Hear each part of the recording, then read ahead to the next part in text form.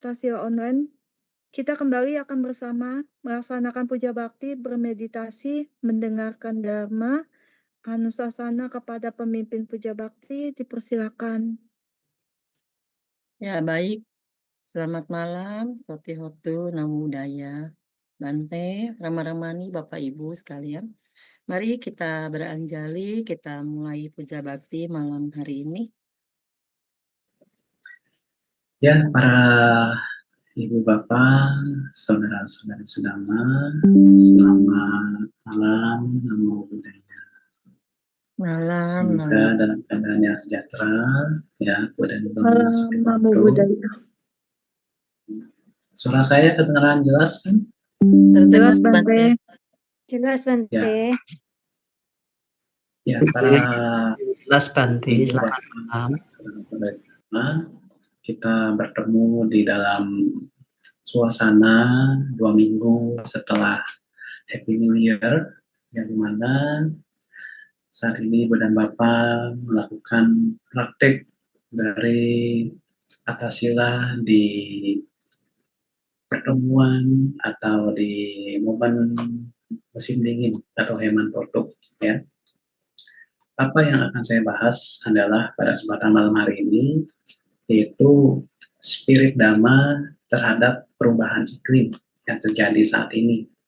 Ya, kalau Ibu dan Bapak serta saudara-saudari sedama membaca berita yang terjadi adanya beragam dari kebakaran hutan atau banjir bandang, ya, atau sebelum itu saat bulan Desember lalu ada dikatakan kecelakaan pesawat, ya, dan saat ini juga masih banyak kejadian-kejadian bencana alam yang tentu belum diberitakan di media-media sosial atau surat kabar.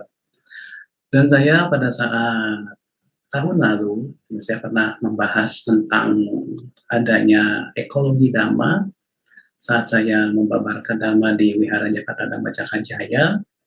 Ya, saya membahas tentang yang namanya ekologi Dhamma secara Buddhis. Ya, bagaimana sebagai umat tentu tidak hanya menggunakan alam saja, tidak hanya memakai sumber daya alam saja, tetapi juga penuh dengan yang namanya perhatian terhadap alam itu sendiri.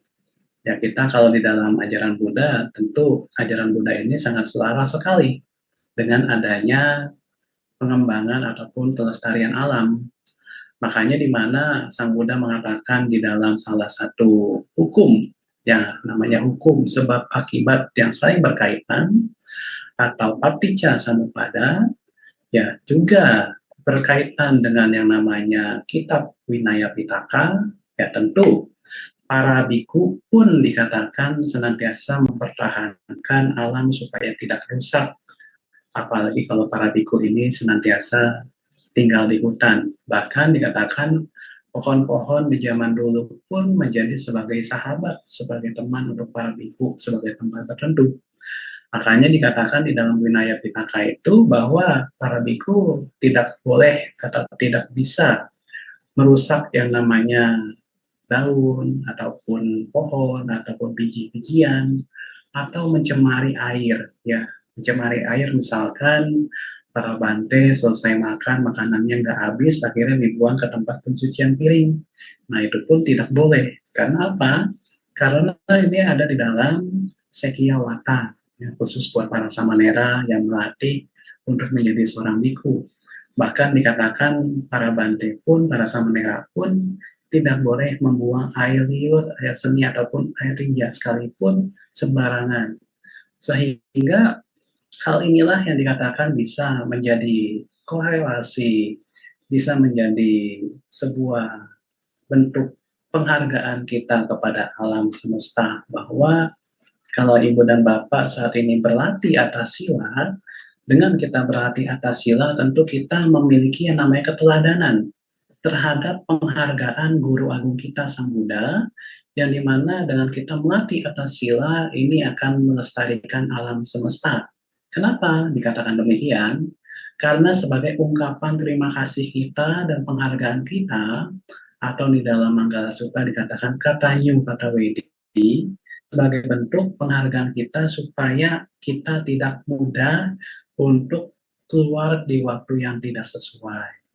Ya tentu kalau Ibu dan Bapak melatih atas sila, ya pekerjaan yang paling utama yaitu pasti saat melatih atas sila ini bisa ya mengerem dalam hal kebutuhan juga. Ya misalkan saya mau membutuhkan apa, saya mau belanja apa, atau saya mau membeli sayuran apa, ya semua itu dipikir-pikir terlebih dahulu sehingga kita beratas sila, oh iya, saya berusaha untuk menyelamatkan alam sekitar saya sehingga tidak adanya gas emisi karbon atau gas emisi rumah kaca yang kita tentu kita buang sia-sia. Makanya dikatakan di dalam penjelasan dari G30 saat kemarin, ya di mana saat tahun 2023 yang menjadi sebagai tema dalam pembahasan oleh para bilateral negara-negara persahabatan kita, ya negara ini sangat fokus untuk melestarikan perubahan iklim dan kerusakan alam yang global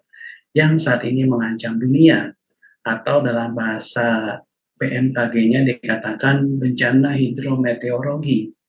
Sehingga hal-hal yang memangnya perlu kita ingat di mana dari penyelamatan alam di sini, bagaimana Ibu dan Bapak mengingat bahwa setelah kondisi pasca COVID-19, ya di mana kita semua di sini sebagai manusia pilihan yang masih selamat dari pandemi, ya kita pun berusaha untuk menjaga lingkungan sekitar kita.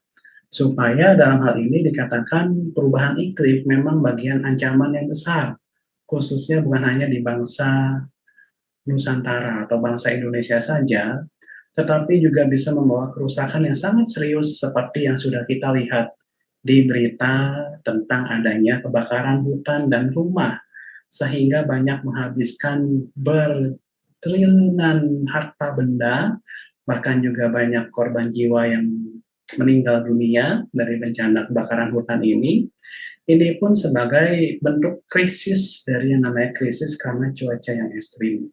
Ya kalau misalkan Ibu dan Bapak yang mengikuti beritanya, ya karena saya juga sempat melihat-lihat, ya dari bencana kebakaran hutan saja yang ada di California, itu bisa mendatangkan yang namanya badai tornado yang sedemikian sangat menyeramkan. Ya makanya dikatakan itulah yang menjadikan ancaman, sehingga adanya hilangan keanekaragaman hayati yang perlu kita ingat, sehingga banyak sekali ekosistem-ekosistem manusia dan hewan yang akan mengalami yang namanya kehilangan. Ya, makanya dikatakan bahwa di dalam Kementerian Lingkungan Hidup, di dalam Knowledge Center mengatakan bahwa adanya perubahan iklim saat ini yang bisa mengurangi kualitas air yang ada di seluruh dunia. Ya, saya mau tanya nih sama Ibu dan Bapak di sini. Siapa yang di rumahnya krisis air belakangan ini? Tentu enggak, karena kita lagi musim hujan ya. Yang dimana juga kalau kita ingat saat ini kita masih belum puncak-puncaknya musim hujan, sehingga kalau kita krisis air tentu yang ada kelebihan air akhirnya kebanjiran. Ya seperti yang ada di Muara Angke, sedang adanya kebanjiran karena banjirop ya. Tetapi dalam hal ini Ibu dan Bapak perlu ketahui bahwa dengan adanya penerapan dan juga sumbangsih dari Ibu dan Bapak dalam menjaga lingkungan hidup atau lingkungan tempat tinggal kita, apa sih yang perlu kita lestarikan dalam perhatian khusus kita dalam menjaga alam sekitar kita? Di sini dalam konteks ajaran Buddha, ya tentu banyak sekali pesan-pesan moral yang Sang Buddha sampaikan. Salah satunya adalah animisa sataha, ya. Animisa sataha ini kalau Sang Buddha setelah mencapai penerangan sempurna, Sang Buddha untuk menghargai dan menghormati ya, bentuk kata Nyukata Wedi terhadap pencerahan beliau, beliau menatap pohon Bodhi selama berapa? Selama 1 minggu untuk mengucapkan terima kasih karena dengan menatap pohon Bodhi ini sebagai wujud dari terima kasih Sang Buddha terhadap pohon Bodhi, sehingga banyak juga manusia yang sampai hari ini ketika datang bernama yatra ke India, para umat itu tetap mengagungkan pohon Bodhi beserta Buddha Metta yang ada di India. Ya, jadi di mana dengan adanya kita menghargai pohon, menghargai tanaman, juga melestarikan hutan yang gundul, Ini pun sebagai bentuk sebagai perilaku manusia. Dan biasanya yang saya ketahui saat menjelang Waisak, ya misalkan di sini para umat Buddha senantiasa berlomba-lomba untuk menggemakan Waisak. Salah satunya adalah mengikuti yang namanya penanaman pohon apa? Pohon yang ada di daerah pesisir pantai, ya pohon bakau, ya. Jadi di mana berdasarkan Wanaropa Sutta yang di dalam Samyutta Nikaya kelompok 147, Sang Buddha mengatakan bahwa arama ropa wanaropa yejana setu karaka, yang artinya adalah menjaga hutan, taman atau perkebunan. Inilah yang akan mengkondisikan papanca uda panca, yedadanti upasayang, yaitu di mana dengan membangun jembatan juga menyediakan fasilitas tempat minum dan sumur yang ada di dalam bahasa Palinya, yaitu di mana Tesang Diwacara Toca, ya Sada Pak Punyang Pawadati, ya sehingga kita bisa memberikan tempat tinggal yang layak kepada orang-orang yang kesusahan, khususnya di tempat-tempat orang-orang yang terdampak dari bencana alam seperti banjir, tanah longsor atau banjir bandang, ya. Kalau di tempat kita tentu kita masih bertempat tinggal di tempat yang sesuai sehingga kita masih jauh dari yang namanya musibah ataupun mara bahaya. Sehingga dalam hal ini yang perlu kita ingat adalah hal yang perlu kita lakukan adalah jasa, ya jasa-jasa baik yang kita lakukan seperti halnya ibu dan bapak mempraktekkan atta sila, mempraktekkan merawat sila dengan luhur selama siang dan malam. Inilah yang dikatakan akan menjaga damata sila samapanya, ya damata sila samapanya yang dikatakan bahwa teguh dalam prinsip dhamma dan sila serta senantiasa sempurna dalam hal perilakunya, maka kita akan senantiasa tejana sagagamino, kita akan senantiasa bisa menuju ke alam surga. Ya makanya ibu bapak saudara-saudari sedama dengan mempraktekkan atasila ini sebenarnya berkah kita itu sudah sangat banyak, ya. Kalau setiap orang mengatakan, aduh Bante saya nggak bisa latihan atasila, atau aduh Bante saya belum bisa melatih atasila, ya berarti kita masih memiliki yang namanya wicikica terhadap dhamma, kita masih punya yang namanya keraguan terhadap dhamma, sehingga itulah yang menjadi penghambat setiap orang untuk menuju yang namanya tingkat kesucian yang pertama atau sotapanna. Makanya di mana ibu bapak saudara-saudari sedama dalam proses kita melestarikan lingkungan hidup saat ini, saya pernah membahas di dalam ekologi dhamma bahwa ekologi dhamma itu menerapkan sistem 3R. Yang pertama adalah reuse, yang kedua adalah reduce, yang ketiga adalah recycle. Ya, ini juga sangat berkaitan erat dengan dalam hal pengembangan syair Dhammapada, bahwa kita memanfaatkan sumber daya alam dan lingkungan hidup saat ini diibaratkan seperti halnya seekor kumbang atau lebah yang senantiasa menjaga mahkota madu, sehingga memproses membantu penyerbukan dalam hal penyerbukan saripati madu. Hal ini juga dikatakan sebagai bentuk dari cara kita, ibu dan bapak sebagai manusia yang dikatakan memiliki simbiosis mutualisme dalam hal mempunyai cara-cara yang tepat untuk sama-sama saling menguntungkan antar sesama manusia dengan alam sekitar. Maka dikatakan saat lalu saya membahas tentang ekologi dhamma, di situ saya membahas tentang bagaimana umat Buddha ini supaya bisa mendaur ulang bahan-bahan yang masih layak pakai, ya misalkan menjelang Imlek ibu dan bapak tentu kan menggunakan baju baru, ya. Tentu kalau ibu dan bapak menggunakan baju baru, ya baju lama, baju yang memangnya masih layak pakai, ya bisa didanakan kepada wandani, misalkan untuk apa? Untuk disumbangkan kepada mereka yang membutuhkan, atau sebagian dari bajunya nanti didanakan kembali kepada panti, ya seperti panti sosial atau panti Tresna Werda, yang memangnya di sana mereka sangat-sangat juga membutuhkan yang namanya pakaian layak pakai. Atau dalam ekologi dhamma dikatakan kita bisa menerapkan yang namanya ekoenzim. Ya ini hal juga yang perlu ibu dan bapak ingat bahwa ekoenzim itu kan sudah menjadi bentuk kebiasaan ya buat para ibu-ibu yang tentu yang aktif di bidang kegiatan sosial seperti Buddha Seci. Ya ini pun bisa menjadi sebagai gerakan dari wandani, misalkan nanti kita menjelang Waisak, mari kita sama-sama membuat cairan ekoenzim. Sehingga dalam proses penyelamatan lingkungan hidup ini, ya tentu yang menjadi cairan-cairan ekoenzim ini ya dari bahan-bahan dari buah-buahan atau sayur-sayuran yang tidak langsung dibuang, tetapi diproses kembali menjadi cairan pupuk ya untuk penyelamatan yang namanya penyelamatan bumi, penyelamatan air. Atau yang ketiga, misalkan menggebrak dengan adanya gerakan-gerakan ekonomi sehat ya UMKM Wandani misalkan membuat virgin coconut oil ya atau VCO itu juga kan yang sudah saya ketahui ya. Jadi Wandani ini banyak sekali yang namanya kegiatan-kegiatan yang membangun yang namanya bentuk-bentuk dari usaha-usaha dari para ibu-ibunya, sehingga dalam proses pengembangan kita melestarikan lingkungan hidup saat ini, yaitu akan melestarikan yang namanya jasa-jasa terhadap bumi kita. Sehingga tanpa kita minta pun kebajikan itu akan senantiasa berpahala besar. Ya, bagaimana sebagai umat Buddha tentu mempunyai yang namanya kepedulian terhadap pelestarian alam, ya khususnya di Nusantara ini.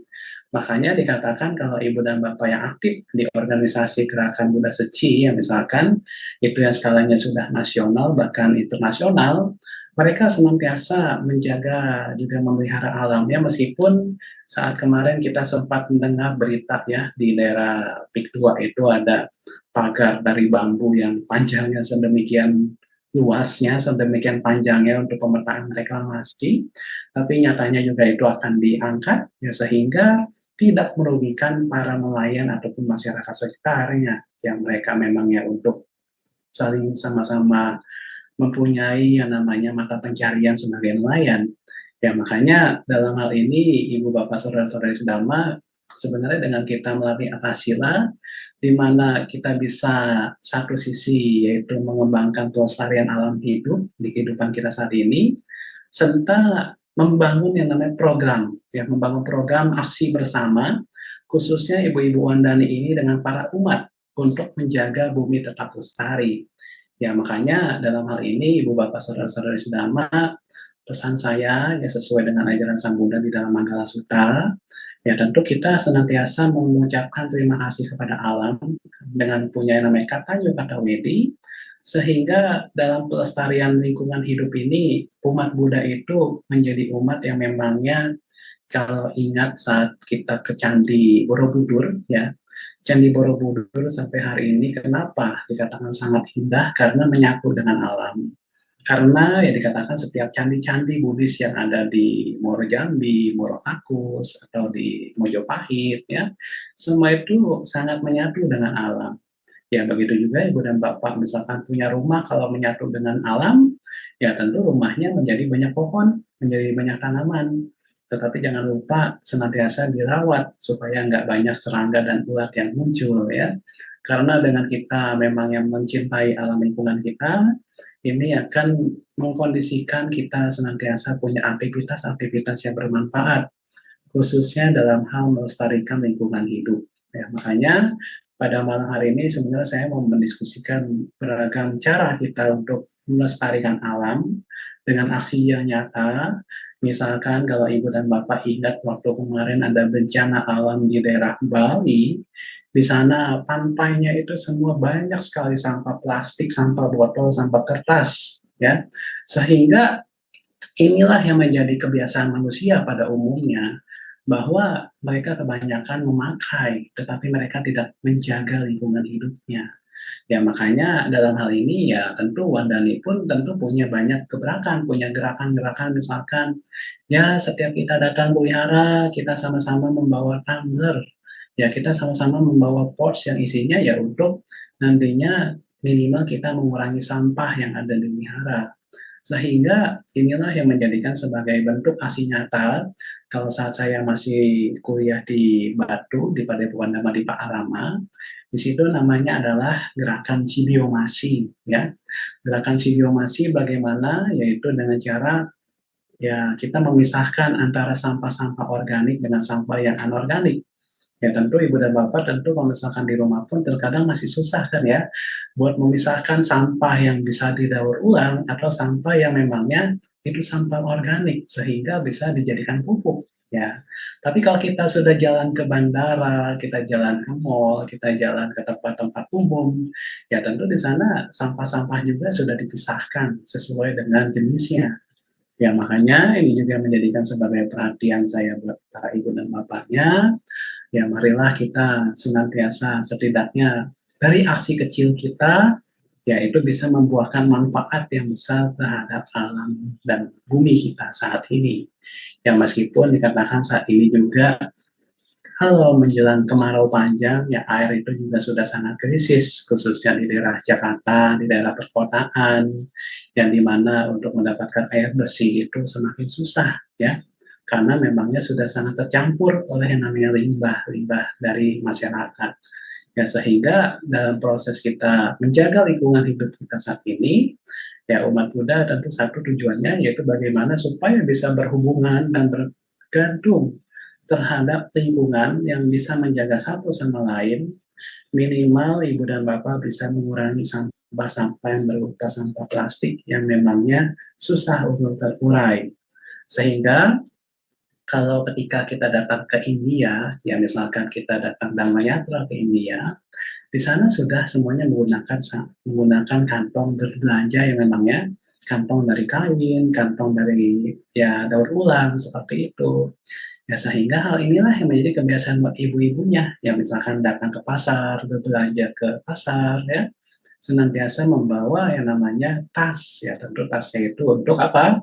Untuk bisa mengurangi sampah ya. Makanya pesan saya kepada para ibu, para bapak yang Anda hadir pada kesempatan malam hari ini dengan program Akasila di bulan pertama di minggu kedua di bulan Januari tahun 2025 ya, sebagai bentuk rasa sayang saya kepada alam semesta juga, marilah ibu dan bapak semuanya senantiasa melindungi juga melestarikan lingkungan hidup kita, sehingga ya kita meskipun kita ini sedikit dibandingkan orang-orang yang ada di luar sana, tetapi kita punya gerakan, yaitu namanya adalah gerakan untuk menjaga dan melestarikan alam sekitar kita dengan melatih pancadama.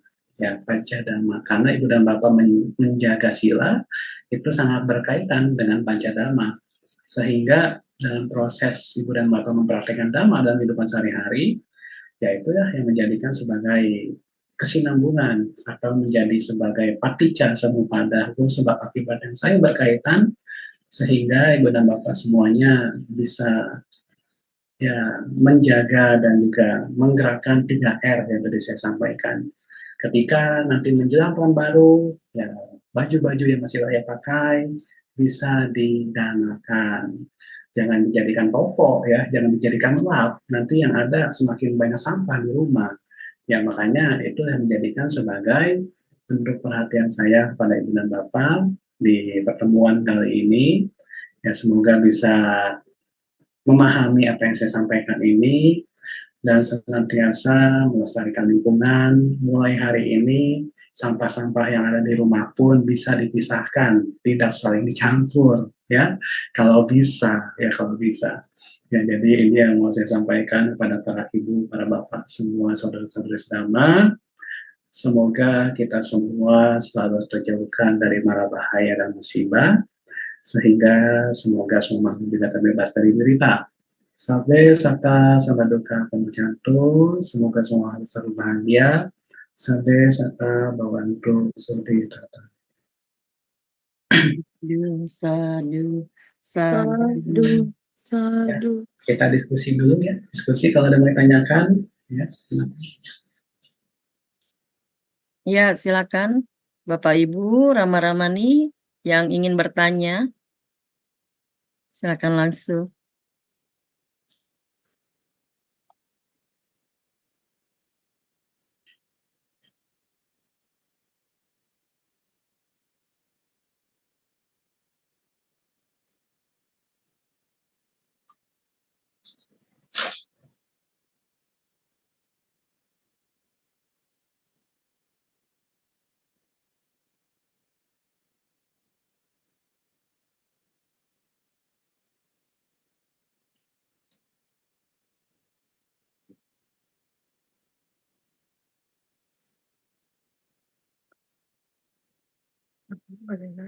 Bentar, kalau untuk patidananya, saya bisa minta menggunakan air sama gelas saja ya. Jadi tidak perlu pakai patidana, kita pakai air sama gelas supaya nanti saya baca parita patidananya menggunakan Anumodana Kata ya. Ya itu saja buat tambahannya. Jadi buat para ibu bapak yang ada di rumah bisa mempersiapkan gelas sama wadahnya untuk melakukan patidana setelah jika nggak ada yang ditanyakan. Iya. Ibu Ratna mau bertanya atau mau ada menyampaikan gagasan-gagasan di tahun baru ini untuk Wandani, coba. Ibu-ibu yang ada di Bante. Jakarta, ya. Terima kasih Bante untuk masukannya. Ya, memang sampai saat ini ada 3 program Wandani. Bante seperti tadi ya yang Bante katakan, 3R, reduce, reuse sama recycle Bante. Ya Bisa. memang kami dari PP mengumpulkan baju-baju yang layak pakai. Ya, itu juga ada dikirim juga ke Kalimantan Barat, ke Jawa Tengah juga, Bante. Kemudian ya, ekoenzim pun tahun lalu saya sudah mulai menggerakkan, sudah ada pelatihan melalui online juga, Bante. Tapi ya mungkin untuk menyambut Wesak bisa juga ini menjadi ide saya untuk menggerakkan kembali Bante sehingga pada waktu hari Wesak kita bisa bersama-sama menuang ekoenzim. Kebetulan sekarang kan masih Januari, jadi kalau misalnya saya sosialisasi tanggal 1 Februari dimulai, jadi kurang lebih di tanggal 10 Mei itu sudah bisa panen. 10 Mei bisa dituang bersama-sama ke sungai atau ke danau, atau bisa juga di hari Minggunya tanggal 11.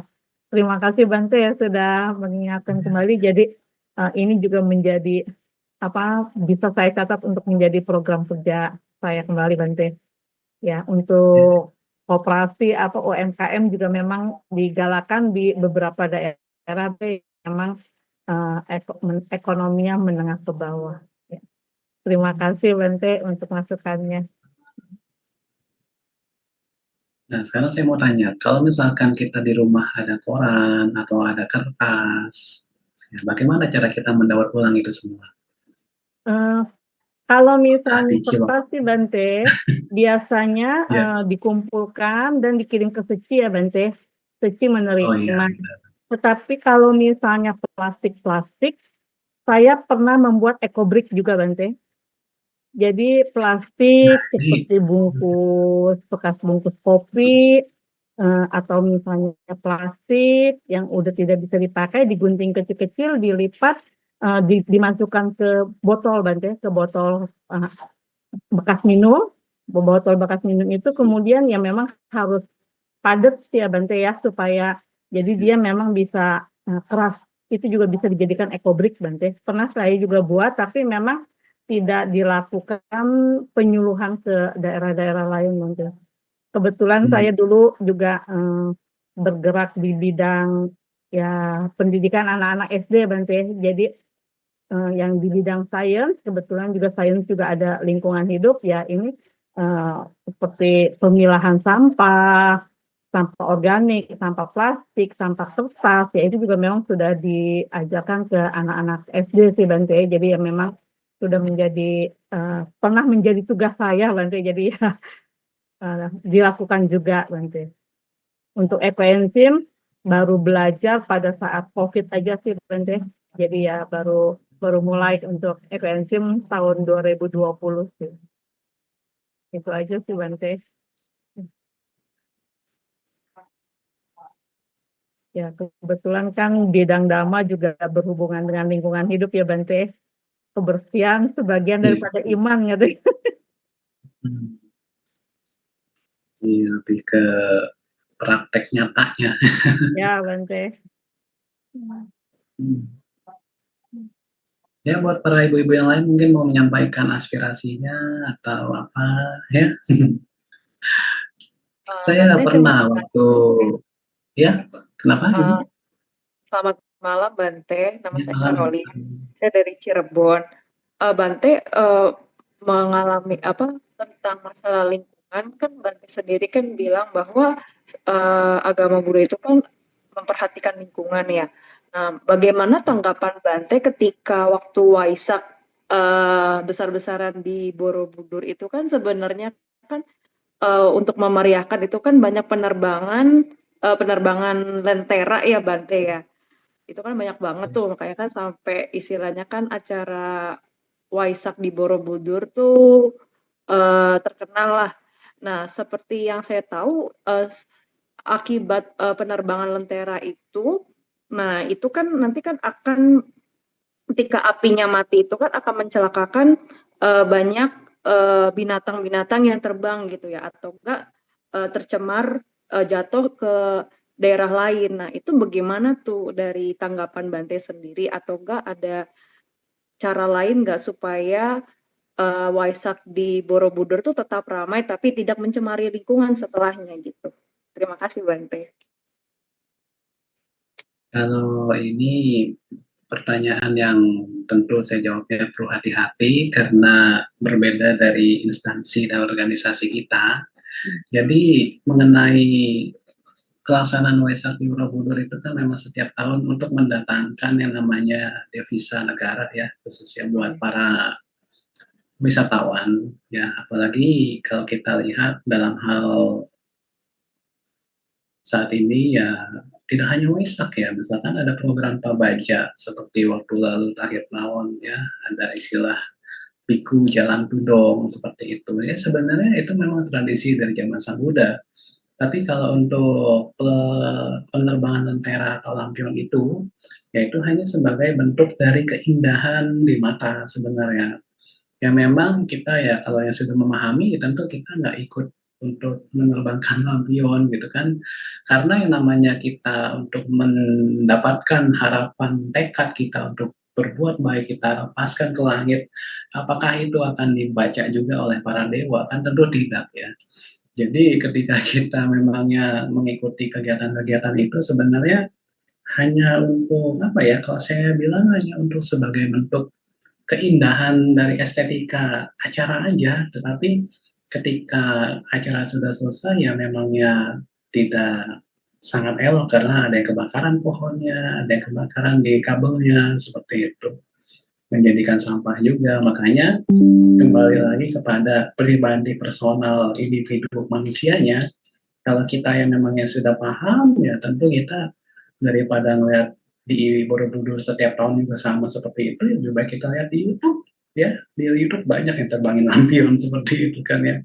Jadi kita juga perlu bijaksana dalam bertindak dalam hal peringatan Waisak pada umumnya adalah kita untuk bisa mengenang kembali dan menyemangatkan diri kita sudah seberapa jauhkah kita untuk menuju pencerahan, sehingga ketika kita datang ke Borobudur itu bukan hanya sekedar wisata saja, tetapi juga mempelajari cerita-cerita di dalam realita Wistaranya yang ada di pahatan-pahatan relif ya.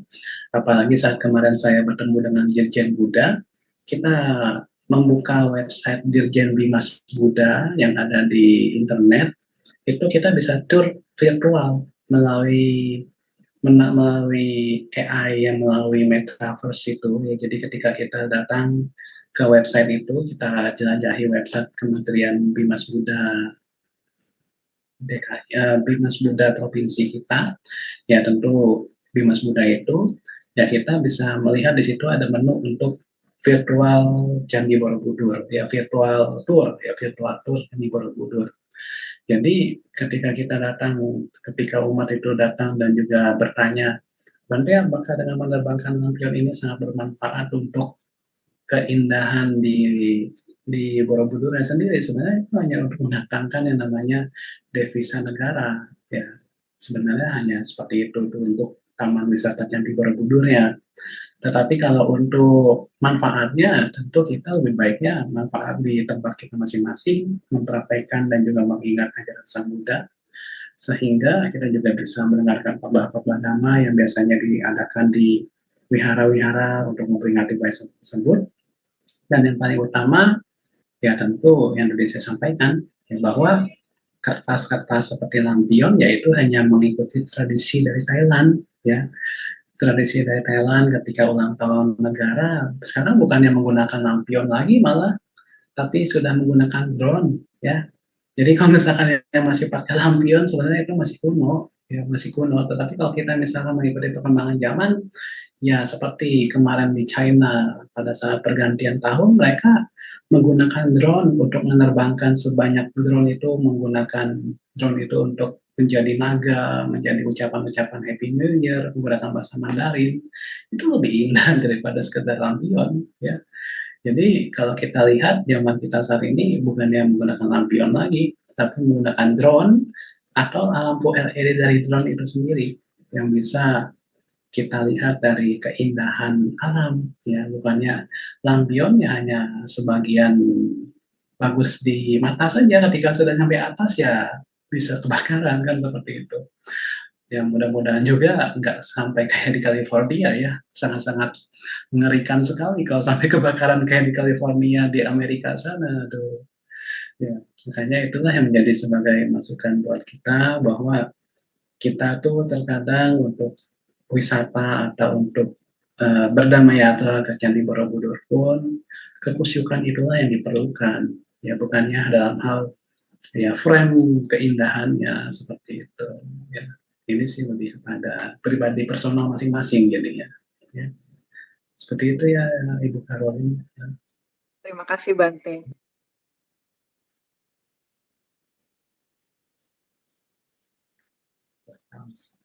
Izin Bante, selamat Ya, malam. silakan. Izin bertanya, saya Erlinda dari Batam. Izin Bante, saya izin bertanya Bante, cara mengajari orang tua untuk berlatih meditasi nih Bante. Mama saya udah 60 sekian ya. Selama ini saya mengajarinya hanya dengan selalu mengucapkan semoga semua makhluk berbahagia. Mungkin ada cara dari Bante yang lebih baik. Terima kasih Bante. Selamat malam.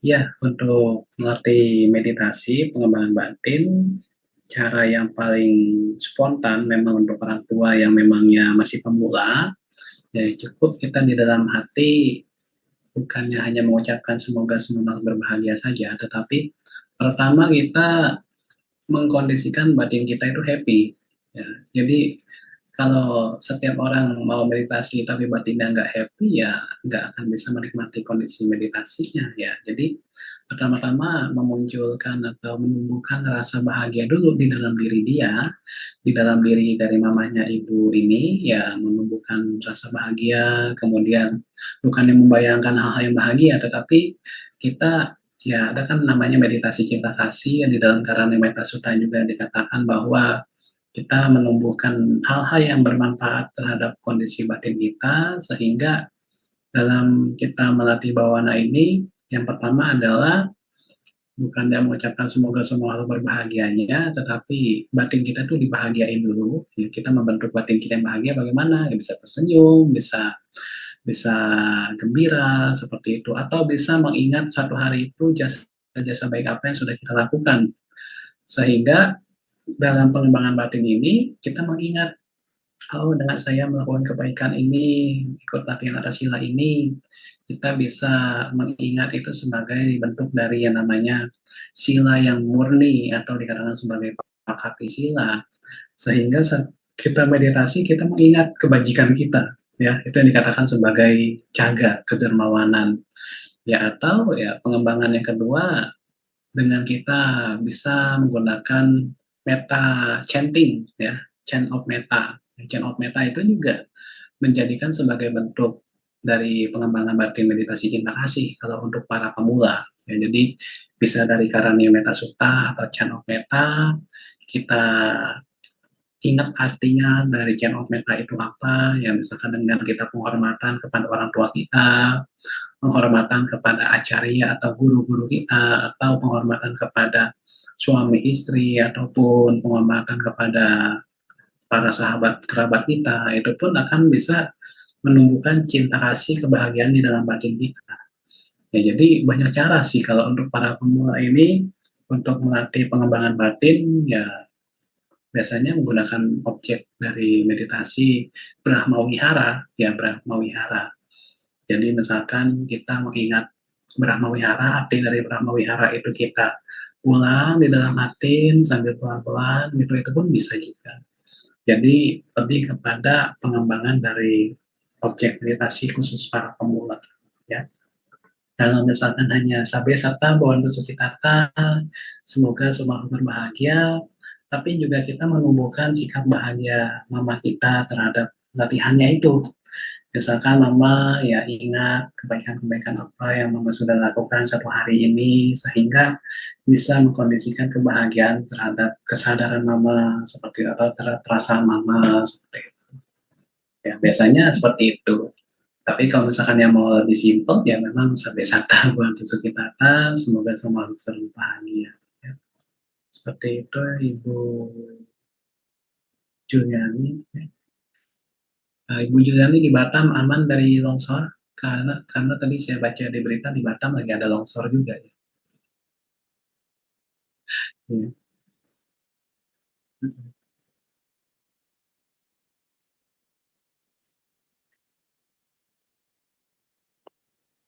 Ada lagi Bapak Ibu, dipersilakan.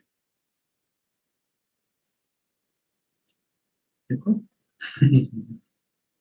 Baik, kalau tidak ada kita cukupkan. Anumodana Bante atas anusarsananya. Okasa wadami Bante.